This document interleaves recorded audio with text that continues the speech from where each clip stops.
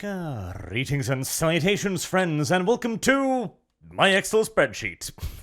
Or close as makes little difference, frankly. This is Rule the Waves 3. I hesitate to call it a naval warfare sim because it doesn't really focus enough on the, naval warfare simulation aspects to truly be worthy of the title. It is closer to a naval warfare management sim, a fleet, a navy management sim, perhaps, is a more apt descriptor, as you will take command of one of several nations' navies. You can see them up here: England, France, Italy, Russia, Japan, I was about to say Germany, America, Austria-Hungary, Spain, or, of course, Germany, and lead their navies all the way from 1890 to 1970, going from pre-dreadnoughts to missile destroyers, and, of course, everything in between. It is an ambitious scope of time, to put it mildly, and it does a very good job of it as well. Now, as you can immediately see, the game's graphical fidelity is not great, and the UI is, for those with a particular interest, shall we say. And this really should be the focus of the game series going forward, as the first Rule the Waves came out something like, I think, 7 or 8 years ago at this point, and UI and graphic-wise, very little has changed. Now that we have reached the age of missile warfare, that probably should be the next focal point, improving upon the graphics, improving upon the UI, and simply making a more user-friendly experience so that people without terminal quantities of autism will be able to play the game without constantly looking up the manual, as this is very much so a game you are going to need to read the manual to figure out half the time. So, let's get into the nitty-gritty here. This is a 1810 start campaign. We are currently in May 1903, playing as Imperial Germany, and we are at war with Russia. Not an ideal situation, but we'll make do with it. I've got an invasion target aimed at Finland right now, as you do have invasion ranges. You are not the commander of your nation, mind you, however. You are the admiral of the navy, so whilst you can carry out some of your own invasion operations, as I'm currently doing, you do not really have access to the land warfare. In fact, there isn't really a land warfare system, to the point that, and this is one thing that really does piss me off, certain areas, like Western Russia, for example, is marked as home areas, as you can see little in the grey box down there. Home areas cannot be attacked, and they can never be taken from the defender, which, on the one hand, I understand, in that, this was a period where nations didn't really disappear like maybe they did in ancient times, but oh my God, is it annoying to have taken everything a nation has and still get into war after war after war with them in a time when you literally can't attack them. As we will show you later on in a game with Japan, I've pretty much taken all of Russia's possessions, but they still have the unassailable ports of Vladivostok and Nashodka, which I can't attack because, again, it is home territory. Again, I understand why they have done this, but maybe adding in some land invasion simulation might be a good next step, or at the very least an ability to blockade ports when there isn't really a whole lot of options but 2 ports to base your navies in. So, let us go on and end a turn here. My fleet is operating primarily in the Baltic, against the Russian navies, trying to make sure that we have fleet superiority for the invasion of Finland, which we definitely do have at the moment. We also had a arms treaty in this game. You can enter into arms treaties with other nations which enforce certain limitations on the ships you can construct, such as maximum weight of your total fleet, maximum guns, etc. Now, normally I'm not a fan of the arms limitations treaties because it does put a serious cramp on your style, but in this case, it allowed me to bind every nation on Earth to maximum 8-inch caliber guns. That is a tremendous coup for Germany, because Germany starts out with pretty good small guns, but awful big guns. In fact, they don't even have any. They are massively outgunned by pretty much everyone, as the various nations do have their own specializations, though you can research stuff using the research system, of course, but there is also a degree of randomization to it. Currently, I've set it up to higher randomization, and researching better guns, well, it just ain't happening at the moment. Higher randomization means that you could theoretically develop aircraft carriers very, very early, or super-duper retardo late, or you could get submarines very early, or super-duper retardo late, etc., etc. Let's see if the... we need one more ship on trade protection. Let's see here. I don't really want to send off any of these, honestly, but it's going to have to be you then, the Leipzig. And we're going to continue our turn. And there is a battle. Enemy raid on shipping. I will happily accept that. The enemy declines, giving me 960 VPs. This is in the coastal raid. I don't want to fight over here, so I am going to decline that. And so nothing really happened that turn. The enemy sent us feelers through neutral nations about negotiated peace without border changes or reparations. Absolutely niet. Again, you can't actually make the decision, but you can heavily influence the politicians making this a decision, which is what I just did there, rejecting any sort of peace treaty for now, because I really want to get something out of this war, and at the very least getting a good invasion off in Finland would be an ability to do so. Here we go. Here we've finally got ourselves a battle. I've got 2 light cruisers, the Tür and the Berlin, and I have an objective... simply in action with light forces. Okay, so find the enemy, try and do damage. I am very confident in my ability to do so, because I kind of planned ahead. The Tür class carries 2 8-inch guns in a single gun turret forward and aft, and then a whole battery of 12 6-inches down the side. The Tür will have drastically superior firepower to anything the Russians can put to sea at this point. This is the tactical battle map, as you can see here, and we are currently going to just try and figure out where the enemy might be. You can see the timeline here. This is dusk, this is day, and this is night. That obviously does limit your ability to spot things. We just found an enemy ship, so I'm going to turn direction toward it, and I'm going to set max speed -2 to make sure I don't overload the engines. We haven't identified it yet, but it's pretty guaranteed to be some sort of Russian ship. It was a transport. It immediately got smacked into scrap by the 8-inch guns. All right. We will indeed detach a ship to rescue survivors.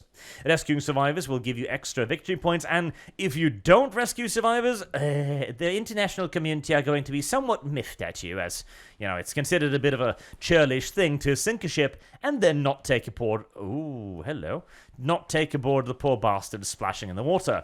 Alright, so now we've actually got warships ahead of us. We have what appears to be 2 destroyers and a cruiser, right? I am again very confident in my ability to outgun them, so I am more than happy to take this fight, even if I'm slightly outnumbered. In fact, it seems like there might be just 3 destroyers rather than a destroyer and a cruiser. The Russians are trying to flee. I don't think that is a very good direction to flee in, however, as that will allow me to try and pin them up against the land there. We're going to activate maximum speed for the time being. Unidentified land feature. There is probably a land fort over there. Alright, so, you might be wondering how the hell I know what the hell is going on. Well, basically, this area over here, the log area, I have trained myself to be able to spot the little things that occasionally pop up there. As you'll see there, for example, the Bleziadzitschtia class received a hit. The Tyr also took a superstructure hit and some splinters. That's not really a big deal, honestly. Now, it did start a fire, which is rather unfortunate. That was a very, very lucky hit, probably by the 9-inch coastal batteries down there.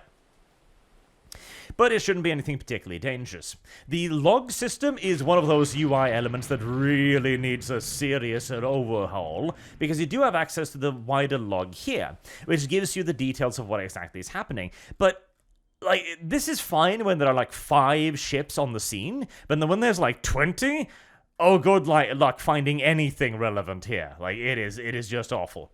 You can also turn on an IUI element, which I have turned on here, which gives you little health bars. Now, these health bars aren't directly correlatory to the actual, like, health of the ship, really, but they do give you a pretty damn good indication of what's going on. The ships can, of course, also repair to get rid of damage, and they don't necessarily sink very easily. In fact, it can take a lot of punishment to sink a ship, particularly these early ones, as guns are not that large or that devastating, nor are there a whole lot of torpedoes. The destroyers, of course, do have torpedoes. My ships do. The inner blue ring is the torpedo range. The outer ring is the gun range, and if I turned it on, there would be a further spotting range outside of that again. Currently, I am just continuing to punish these little DDs as I am beating them to scrap metal against the rocks there. I am beginning to run a little bit low of ammo, but 50% is more than enough. And I don't want to engage the coastal battery because 9 inches is bigger than my largest gun. And there you go. 3 destroyers destroyed. Easy peasy lemon squeezy.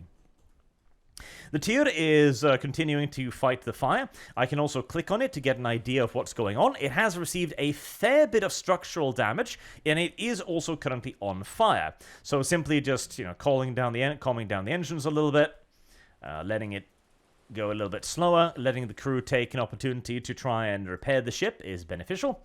You can also invest in better damage control. Damage control also increases, of course, as technology increases, and so on and so on. Early on in these engagements, battles are relatively simplistic in that, well, fire just spread. The tier is not doing very well right now at all. Yep, the structure is taking a lot of damage. That one incredibly lucky 9-inch hit might actually have screwed over one of my ships here, which would be really, really, really, really awful. Yep, the fires are raging out of control. I'm probably going to lose the tier as there's still quite a while until the scenario ends. We're going to try and speed it up. We might be able to salvage the ship. Nope, she sank. Ah, that was unbelievably unlucky. That was a single superstructure hit that ranged out of control and ended up sinking a light cruiser in trade for 3 DDs and an auxiliary. Not worth it. Not worth it in the slightest. It, as you can see here, it actually gives the enemy twice as much victory points because a light cruiser is just that much more valuable than a handful of destroyers. Now, I was kind of hoping that my invasion efforts would actually get moving at some point here, as it costs a fee every turn, even if nothing is actually happening. But it's RNG. The game is a lot of RNG. If you don't like random number generators, you are going to have a problem with this video game. A big problem, in fact. We should also set up some destroyer divisions. The division system is an attempt to make sure that ships appear in divisional order, so that if you put these ships, for example, the idea is that they will appear together on the battlefield. This doesn't necessarily happen, unfortunately. And this is due to the game trying to balance the AI against you. And so here we've actually got a really sizable force. So it gave me 4 of my heavy cruisers and 4 light cruisers. That is a heavy-duty force right there. So we're going to set them to screen. Let's see. Unknown ship spotted, dead ahead. And it's 3 hours and 25 minutes until it's daylight. Okay. This is looking like the player gets ambushed at the middle of the night by the AI, and that is going to be a large AI fleet. Now, at this point, destroyer torpedoes are not that dangerous, but if this kind of scenario happens in later war stuff, this is a scenario that very much so favors the attacker, as you will be able to jump on top of enemy ships with torpedoes at point-blank range with no warning in the middle of night where gunfire is far less potent. Like, I have lost capital ships to this. More often than not, the game will try to balance itself in the favor of the AI, which is a bit annoying. I understand why, because the player is always going to be better than the AI, of course, at controlling his units. But there are some situations in which you end up in really ridiculous situations. I have experience, for example, having complete and utter naval dominance in an area. We're talking 10, 20 plus ships in an area compared to like 3 enemy ships, and I still end up in a battle where one of my light cruisers run into all 3 of the enemy's ships because the AI needs an advantage.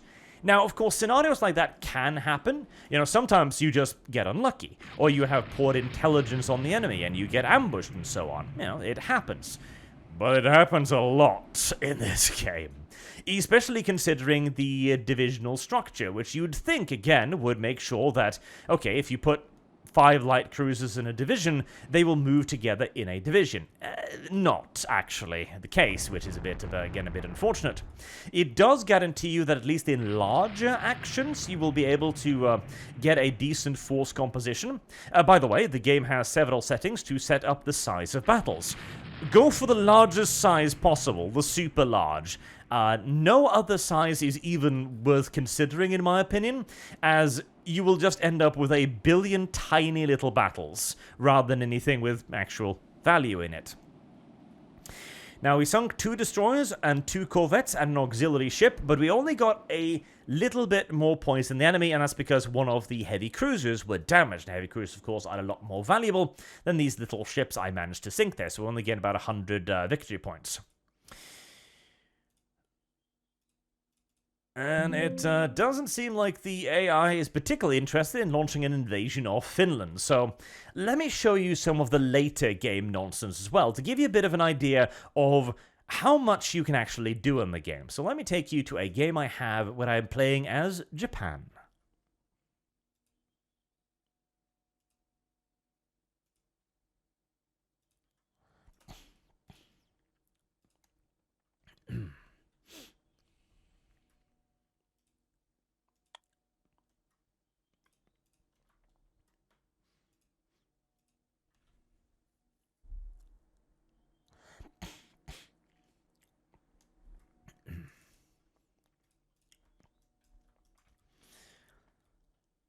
Here we are as the Empire of the Rising Sun. This is in 1957, so it is a completely different game at this point. The earliest transformation of warfare is when you get your first actual proper battleship that can move at speeds of light and heavy cruisers, yet packs many times their firepower. An excellent example of one of my best ships was the battlecruiser, the Bakemono, the Monster class. This is probably my single most successful design in this entire go-through of the game, as the Bakeneko here is 1 out of 3 ships created, and it's been operational since it was laid down in 1928. And I still have it. It actually provided good service in the last war that happened in 1951. But as you can see here, it did damage to cruisers, destroyers, and all kinds of stuff. It did a fantastic job. This design lasted me for so many years. And it is in large part because of the fact that it is really fast, 33 knots, carries 17 inches, 14 6 inches, and 14 5 inches. This one ship has the equivalent firepower of entire fleets in the 1890s timeline. However, eventually, of course, these will be replaced by carriers. Now, the early carriers are pretty damn good, and torpedo bombers can be absolutely devastating, especially as anti-air weaponry is just garbage. It is awful. And so you move on to an area of carrier domination, although fast battlecruisers are still exceptionally valuable in my opinion. This then gets replaced by a brief window of torpedo dominance. See, what really makes battleship in this game obsolete isn't actually missiles or carriers, it's actually torpedoes. And not for a necessarily good gameplay reason. So the Tamaya is the first missile-armed destroyer I built as the Japanese, and it still has a pretty heavy centerline torpedo mount with 2 4 launchers. The biggest I've had 3 fire launchers. And the reason for that is you have to put so many torpedoes in the water to even have a chance at hitting something, because the AI, well, it cheats. it just straight up actually cheats in this regard, which is a bit annoying, because here's the thing. When you fire a torpedo, you will see the torpedo on the map. It's a little black dot heading towards the enemy. It's like, okay, that allows you to track its progress. The enemy can also see this torpedo. Now, this can be excused via a simulation factor. You know, you've got the enemy ship, they're looking at your ships, they might be able to spot when you turn your torpedo launchers, or they might be able to spot the trail of the torpedo in the water, yada yada yada. The problem is, your ships don't get that benefit. And so when torpedoes get, multiple nautical miles worth of range, it means that whilst the enemy, when you fire your torpedoes at them, they immediately turn away and begin avoiding, you have no idea when they're firing their torpedoes at you, forcing you to, employ the only strategy that kind of works, dodging like mad, constantly changing course and hoping and praying that they'll miss. Which is kind of annoying, because it feels, oh god, so cheaty when it happens. I think a better way of simulating that is absolutely required. But after that period, of course, the carriers begin to take over. Currently, I am building the next generation of carriers to supplement those already in service, which is the Great Akagis. So these ones right here carry, I believe, 120 aircraft a pop. These are jet-capable with angled flight decks and even a little bit of deck armor on the new generation, a couple of millimeters. They are using also aircraft of the heavy jet and jet attack variant, and their primary weapons are missiles rather than torpedoes as bombs, like the earlier variants, for example, like the Nakajima dive bomber or the Kyushu Seiran torpedo bomber. This is one of the game's era changes, which the cool thing is you are constantly rebuilding your navy. If we go over to the what is this? Intel report? Yeah, where is it? That's ship or sunk or scrapped. These are all the ships I've gone through over the course of this campaign, either sunk due to enemy action or scrapped because they were obsolete. And you constantly have to keep your army up to date, because tension can ratchet up whenever, for whatever reason. As every turn, a series of random events will pop up, which might be things like increased intensity with a nearby neighbor, or decreased tension, or you might get catch a spy from France, for example, giving you options to pursue it diplomatically, sending a sternly warned message, etc., etc. Right now, we're at war with Russia again, and there's nothing really we can do about it. I mean, I could seize Kamchatka, but it's almost worthless. I mean, I might as well, I suppose. I do need to actually then send some stuff over there, though. And right now, they do have their entire navy, practically, the good part anyways, sitting over here, as they have rebuilt quite a lot, and I've been scrapping quite a lot of my navy for a while now. So, let's see if they want to come out to fight, so we can show you some of the more modern combat practices as well. Yamashiro has no unit assigned, that's fine, because she is just recently created. And there we go, cruiser action. So these are all of the forces in the area, potentially. This is not a very good indication of anything, really, as it almost never actually comes true. So we are going to set our land-based aircraft to attack anything in the area. Now, later in the game, you do usually get larger formations, which is nice. We've got a reasonable one here. Again, I only have half of the carriers in the formation because, well, again, the game does balance around the AI. And we have a light cruiser force over here. So we have half of my Kido Butai. And the second half is actually where? It might be literally on top of the preceding one. That might be. Now, I would much prefer if these were actually in the same division as they are in my organizational chart, because now I've kind of got to go in here, and I'm going to make them a core element supporting the first Kido Butai. There you go. And now that will follow the first. Now, the first right now is tied to the light cruiser division, which is a little bit annoying as well. So let's see. We're now going to need to set up all of this nonsense. Now, there is a way to set this up pre-battle, but again, it's based on the divisional structure. And since the game often ignores your divisional structure, it's a little bit derpy. So we are going to assign these guys to the 1st Light Cruiser Division. So we just got to find that in the drop down here. There we go. We are going to have them be a core element. We've got another one over here. I do really, truly wish they would just gather these up, but they do not. Light Cruiser Division, again. So we have 2 guard units for the carriers.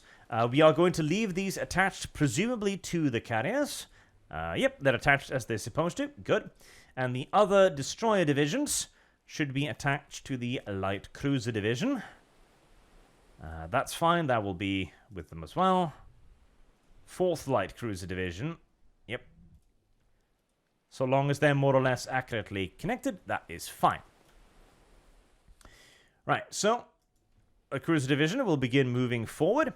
The enemy is probably going to be somewhere in this area, so we also need to set up the patrol regions of our ships. Now let's see. Every time I seem to actually set up air bases, the enemy also never seems to actually be near them. Weirdly enough, I know. But we're going to narrow down the search area for this one up here until it is searching in the area where there is actually likely to be an enemy fleet. Like so. Right. That'll give me a little bit of land-based air support. You do not have direct command over land-based air support, which is a pinch unfortunate because it makes it really difficult to know whether or not they're actually doing anything. As it can often be very difficult to figure out if land-based units are actually engaging in attacking the enemy like they're intended to. So we just found a few radar contacts up there. Very well. We are then going to go to the launch strike menu, and we are going to launch shit at it toot sweet. There is no point in waiting. Now that should be... Yep. Right, so we can either now choose to coordinate the strike, but coordinating a strike takes a lot longer. Now, this is a pinch misleading right here, as it usually doesn't take quite that long, but it can be an indicator.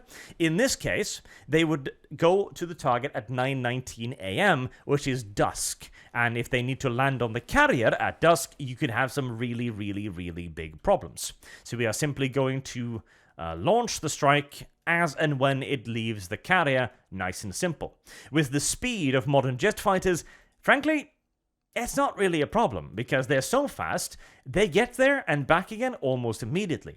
Whereas with other carrier divisions, you might often want to consider a more organized strike, even though then, I usually just throw them at the enemy 9 times out of 10, because getting your strike away is 9 times out of 10 a heck of a lot more important than getting the strike perfectly on target at the same time.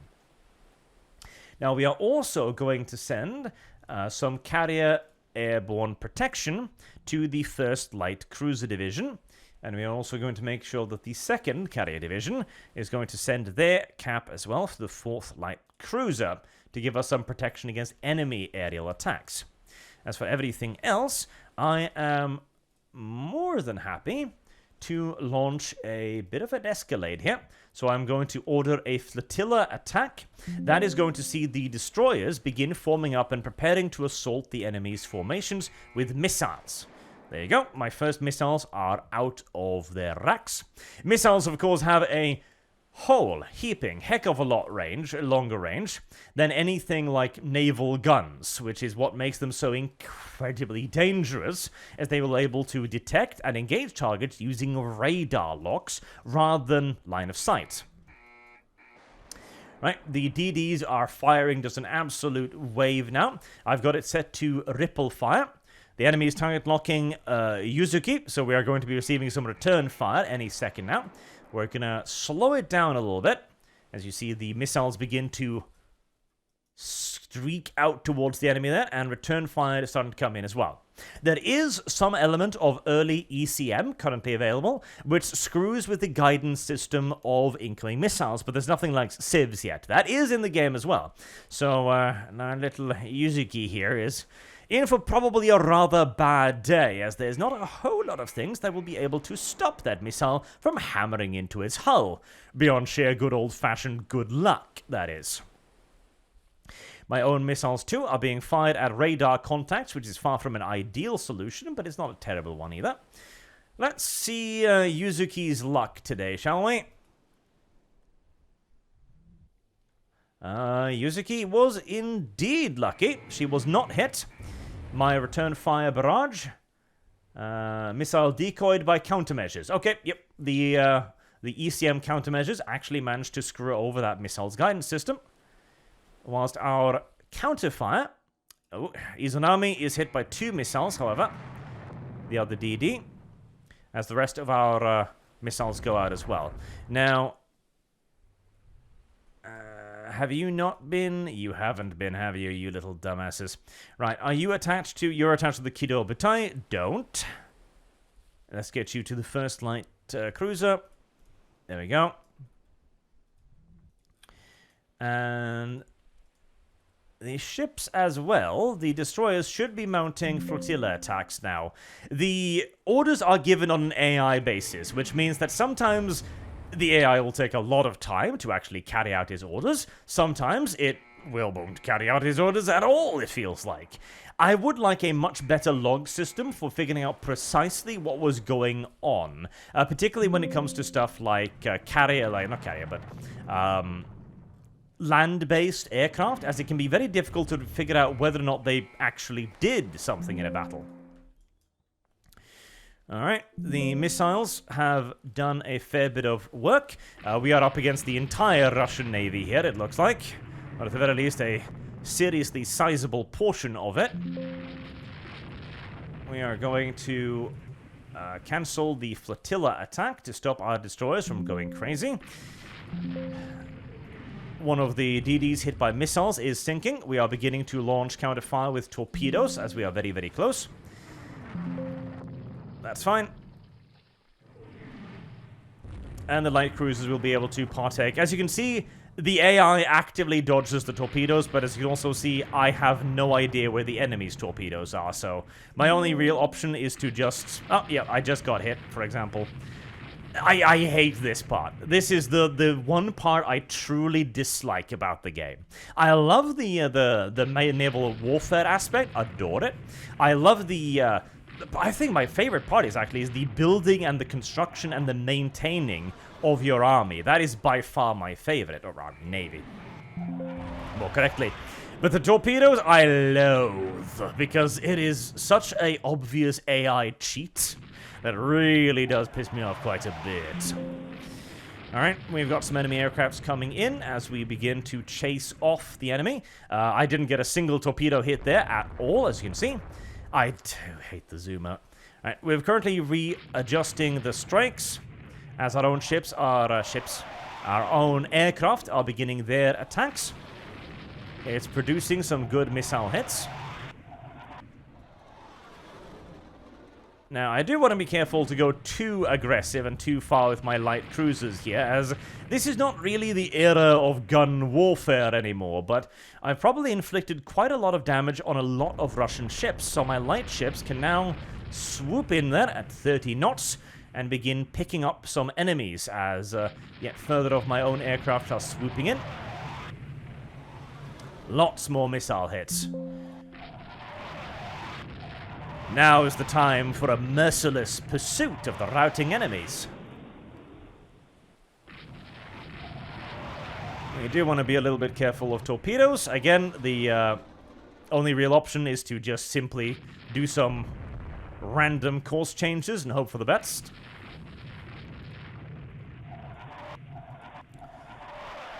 Alright. One of their battleships was just hit by a series of missiles, which is quite nice.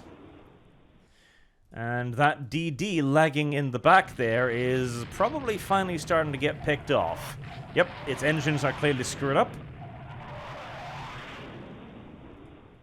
Alright, that's 2 destroyers chased down. We are going to continue at max speed. Oh, squadron is... Jesus, we've got damage in the squadron. Okay, never mind. We're going to continue as fast as the squadron can to pursue the enemy. One of the DDs had its magazine hit and blew up. Right. The strike is probably on the way back now. Yep. the strike is back on the carrier deck, so we are going to set up a next target. We're going to set up it in front of them, and we are going to launch strike immediately. We should... we're cutting it close here in the case of the coming of dusk, I believe. Yep, unready. Right. Let's see. The time, 1 hour and 55 minutes. It should still be fine. Right, we're going to start getting those off the deck. And we're going to see if we can't launch one more strike as well in a little bit. Once the aircraft begin leaving the decks. Come on, little cruisers. Yep, that's fine. You can detach from formation. Now that all of our... yeah, I'm probably getting just out-bombarded here. I can't really close the distance. Alright. Time to turn away. Let the airstrike do what damage it can. They're sending out a little extra spoiling attack as well against my pursuit. Alright. That's a lot of the air in on its way out. That also means I can potentially set up another strike. Now you can see the numbers here. The first number is active, the second number is damage, and the final number is shot down. So I do still have a fair few that I can launch, and I'm going to do so immediately, as your aircraft carriers have a maximum spot rating. Excuse me. That is the amount of aircraft that they can put on deck and launch towards the enemy at any one time. So in all due likelihood, that's around about half of the aircraft. You can probably set it up so that you can launch 2 strikes, so that you've got one coming in as the other one is on the... What are you doing then? Okay, trying to click map. Ah, it broke off from the vision, that's why. Because it was probably wounded, and now it's going to be a hell of a lot more wounded, unless it can get the hell out of there. Alright, the other DD groupings did move up there to get some missiles off, and the aircrafts are also moving in now for another final strike. Let's see, has there been any activity from my airbase? Doesn't look like it. So we're not going to be seeing any land-based aircraft in this one, I don't think. We're going to turn around, try and save the Jinsu, which so bravely and or utterly retardedly elected to continue forward. And we're going to hope that the aircraft can provide us with enough cover to chase off the enemy, whilst our guns, hopefully, deal with the destroyers. I really, really do wish it would just zoom back in automatically after asking me if I want to change the direction. Alright. That's discouraged the enemy. Now, normally I would love to launch a torpedo attack against them, but believe me, I've tried. And I've tried with much more potent torpedo forces than this. It just is not worth it, because it just is not happening. Right. There we go. That strike will be happening during dusk, which is not great. And they will be landing during dusk. But they are night trained, so they shouldn't be in that much trouble. Normally, you can take operational losses if you are trying to land during less than ideal circumstances. You know, aircraft will crash. They won't be able to catch the arrestor hook properly. They might bend and damage the landing gear. Worst case scenario, they might even proper hard crash, causing real damage to the ship as well. So normally you would like to avoid this, but at this much later point, when you've got stuff like radar, you've got radio communications, etc., it is a hell of a lot safer again. And that did produce a whole heck of a lot of extra missile hits, which hopefully did a good amount of damage. Right. We're going to put ourselves down to cruise speed here. as this engagement is probably over. The time units, as you can down here. So the 340, that is the first time, that is the currently elapsed time, and the second one is the total time of the scenario. The total time can be extended beyond that of the scenario if there is forces in contact, for example. So it's not a hard limit, but that is usually when the battle starts beginning to wrap up. So right now, since I'm not interested in taking any potential counter-strikes from enemy carriers, I am simply going to turn in the opposite direction and move away at a decently leisurely pace so as to not lose contact with my other ships, and to give the carriers plenty of time to replenish cap and land the ships. God damn it. Oh, Yukikaze dropped some bombs on a submarine there. Those are just friendly transports. Radar contacts they can see, but they're friendlies. So you can immediately see that there is a pretty big difference between this and the earlier gun battles. There is an even bigger difference, of course, when you get even more missile ships, and the missile becomes probably pretty much the primary armament. Now, the game doesn't do a great job of simulating missile warfare. It does it fair enough for what it is. But what I tend to be... Hatsuhara hits a mine. That's very unfortunate. Alright, so I lost 3 destroyers, 1 due to a mine, which is rather annoying, but I sank 8 enemy destroyers, heavily damaged 5, sank 2 heavy cruisers, 1 light cruiser, and damaged a battle cruiser. I would have loved to hit that carrier that was over there somewhere, but that was a very, very, very good battle from my point of view, as I damaged and sunk a whole heaping heck of a lot of Russian shit and took very little damage in return. 11,000, 2,000 VP. The victory points are, of course, as you probably can imagine, the measure as to whether or not you are winning or losing a war. Now, they themselves do not actually end the war.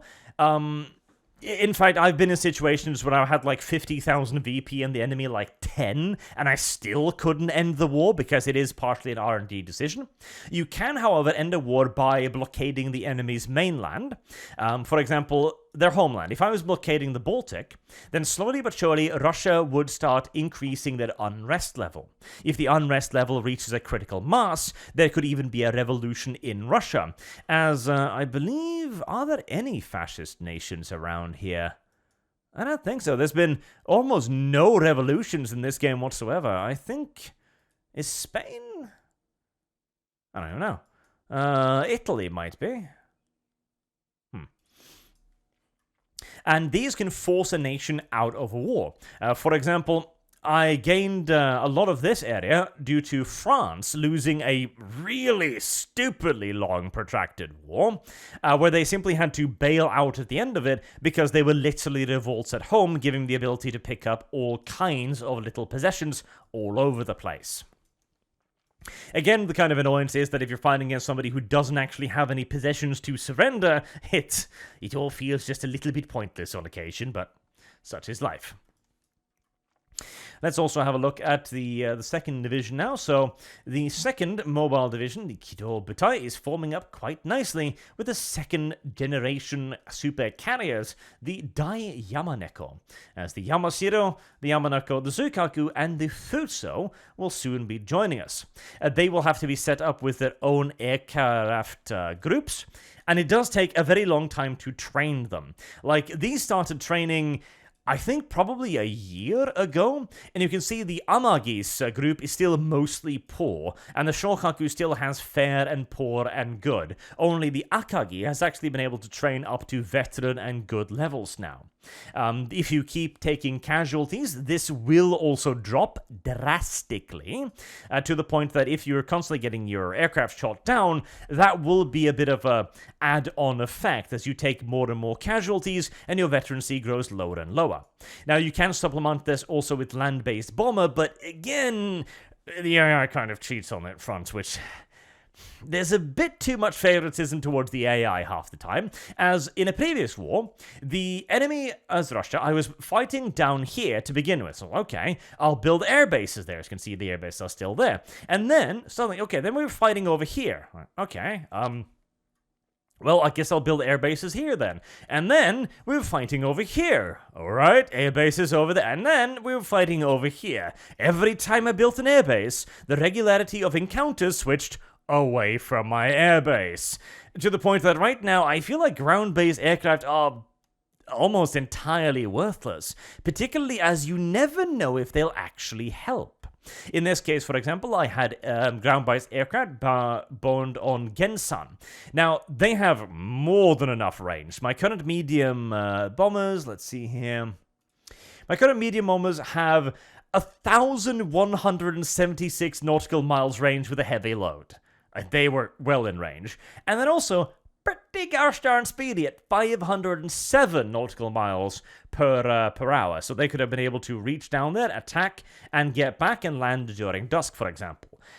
They might actually have done so, but it's very difficult to determine if they do so. I honestly think that you should be able to just call them in like you do aircraft carriers, because then at least you can guarantee that they're doing something.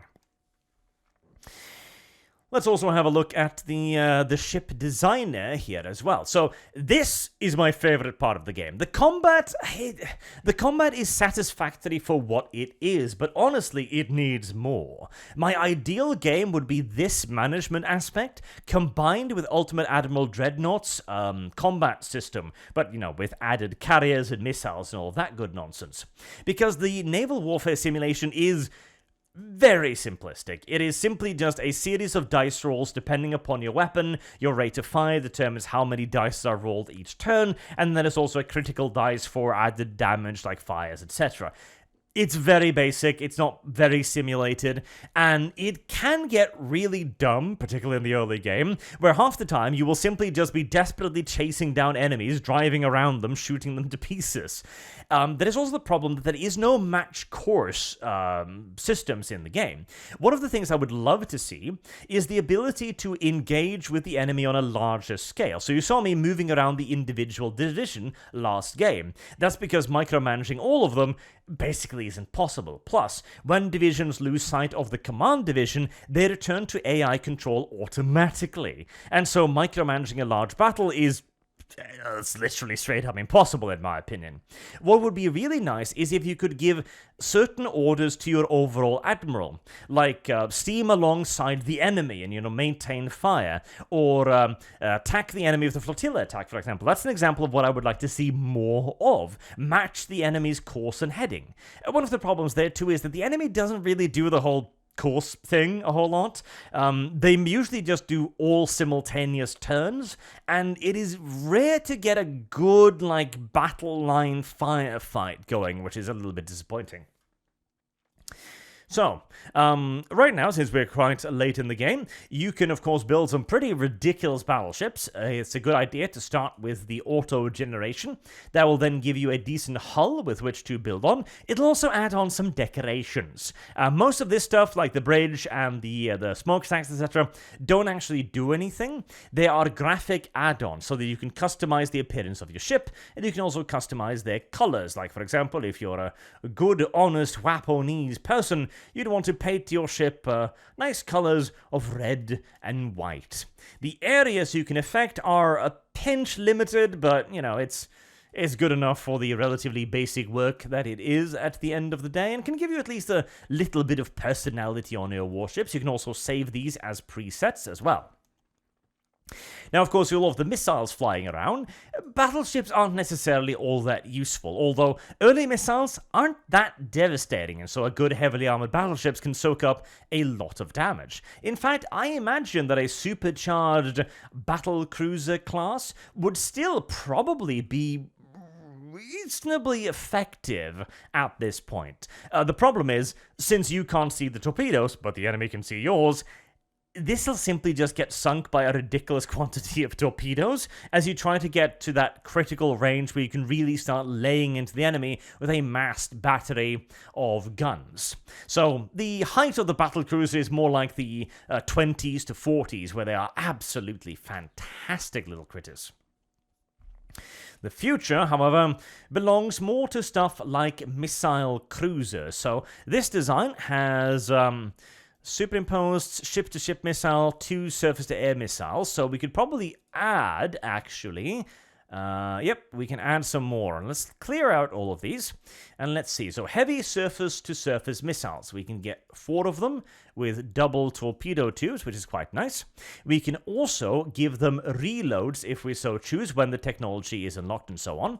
Now, this is dangerous because reloading missiles, whilst potentially under fire, can have rather disastrous consequences.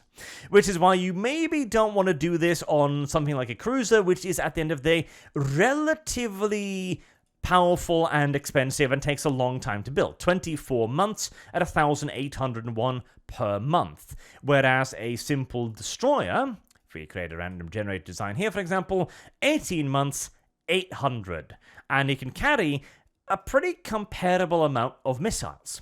Indeed, eventually as the game progresses, the destroyer will become, well, practically your capital ship, frankly, because of its ability to carry assloads of missiles for a really low cost, whilst the cruisers will be denigrated. We'll be relegated more to stuff like active patrol and escort duties. For example, you still want to surround your carriers with the cruisers armed... that's a light carrier, actually. Armed... God damn it. Cruiser! There. Armed with surface-to-air missiles. Eventually, you also want civs and anti-missile systems on them, and you also definitely want things like seaplane, helicopter tankers for added anti-submarine warfare. The game also has submarines. Now, these mostly act like, yet again, RNG determination thingy-bobs, as there will be attempts to attack enemy shipping. For example, if I put ships on a raider job, they would try to sink enemy warships, and there also might be chances to sink enemy vessels outright.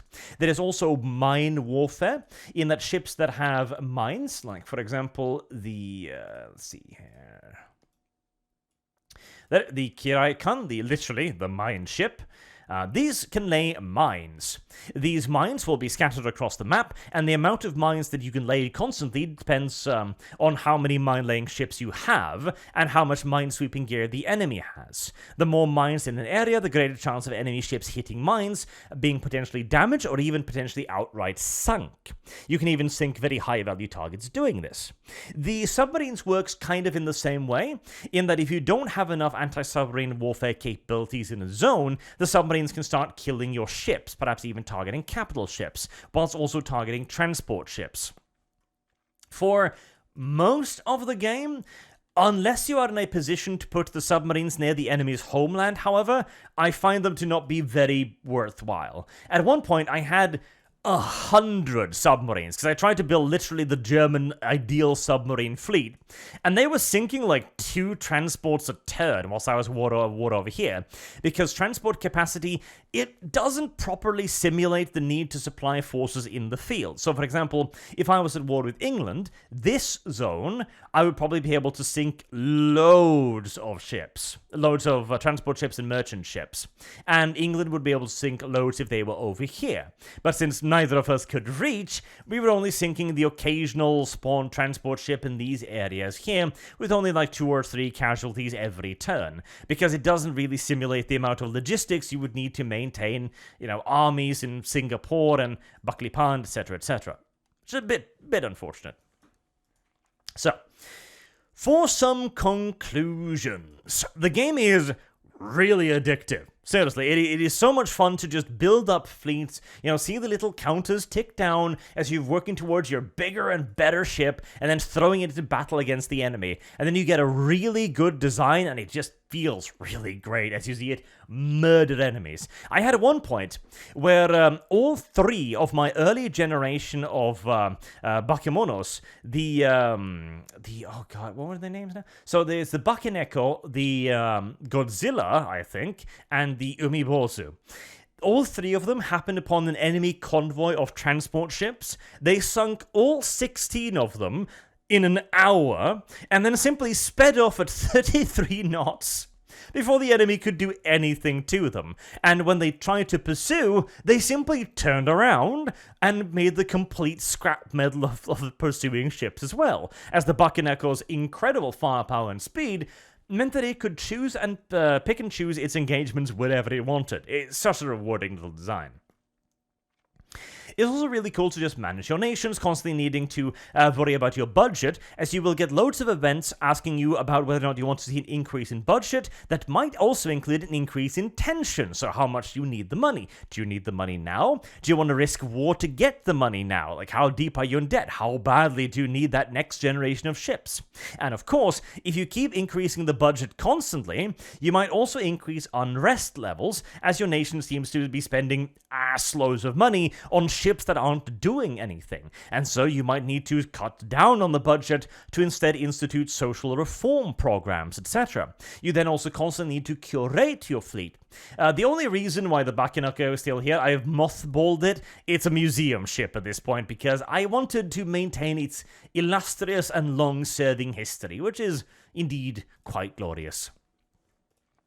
The combat system is not the best and does fall short of a true simulation in my opinion, but it is certainly serviceable for what it needs to do. But the building stuff is absolutely the core of the game, where you can play with all kinds of different sizes of guns, various quality of guns. You can add in secondary guns, tertiary guns, types of AA, radar directive A, sievers, missiles, anti-submarine warfare, aircraft carriers, all kinds of crazy shit. The game does limit your ability to make hybrids, however, as the game must determine whether a ship is legal or not. If I were to generate one, for example, and click the OK, it might see topside equipment limit exceeded, so I need to fix that. A little bit too many radar-mounted guns, and modern crew expects more comforts. This is also one area in which the AI cheats, yet again. As you can see in the almanac here, despite having a naval budget rivaling or indeed bigger than many of the main nations, look at my tonnage. 900,000, 1.6 million, 2.2 million, 1.8 million, 1.6, 4.4 million. That's America, so fair enough. But the only one I out-tonnage is China, who has like 2 provinces, or 3 at this point in the game. And this is due to the fact that the enemy will build ships which cuts corners. They will build ships with low freeboards, which give them less seafaring capabilities, and cramped combinations, making them able to build bigger ships for cheaper, and with more stuff on them. Now, for the player, this is a problem. It means your ships will sink really easy, and it means your morale will drop, giving you even more problems with unrest, and giving you shittier crews. But for the AI, well, I do get the feeling that the player ships tend to be qualitatively better, but when you are facing 6 times the enemy warships, it doesn't actually really matter. Now, this is also not actually a universally bad thing, because this was a big problem with Ultimate Admiral Dreadnoughts, in that if you beat China in one war, China was done. They never rebuilt the navy, ever, and so the game was basically over. After you win one war against a nation, you just kind of log out and start a new campaign, which was a bit of a problem. Ultimate Admiral Dreadnoughts and Rule the Waves just really badly needs to have a baby. That's what I'm saying, because the management aspect of this is amazing and incredibly addicting, and the combat system feels too geared towards the AI. It doesn't feel controllable enough, and it doesn't feel like you can get those really cool kinds of battles, except on rare occasions. It needs a bit of tweaking in that regard. They definitely should focus on UI and graphics from here on out, in my opinion, whilst making sure not to sacrifice the complexity, of course. All in all, if you are a naval warfare enthusiast of the period, the game is amazing. It is rather expensive, mind you, because it's a fairly high-level, quote-unquote, simulation with a fairly niche audience, mind you. But you can find it on Steam right now, and it will sink a fair few hours. I've already put like 100 hours in this game, because I just love building ships. I just love building the dumbest ships as early as possible. I love figuring out that, okay, if you put 8-inch guns on cruisers and spam them super early, they will just violate the enemy and so on. And, of course, the beautiful battle cruisers. So, if you are a hardcore enthusiast, pick it up immediately. If not, the game is going to get on your nerves. undoubtedly, with the UI elements, with constantly needing to check with the manual to figure out, like, okay, what actually is the difference between oil turbines and diesel engines? Like, why would I want the one over the other? Why would I want coal turbines over coal VTE? Why would I want oil over coal, etc.? Because if you don't know, well, you don't know, and you're going to have to look up the manual to figure it out. Right, I've waffled on for long enough. Thank you all very much for watching. Do check out the game, which I will hopefully have added a Steam link to in the down description below. And until next time, have a very good day.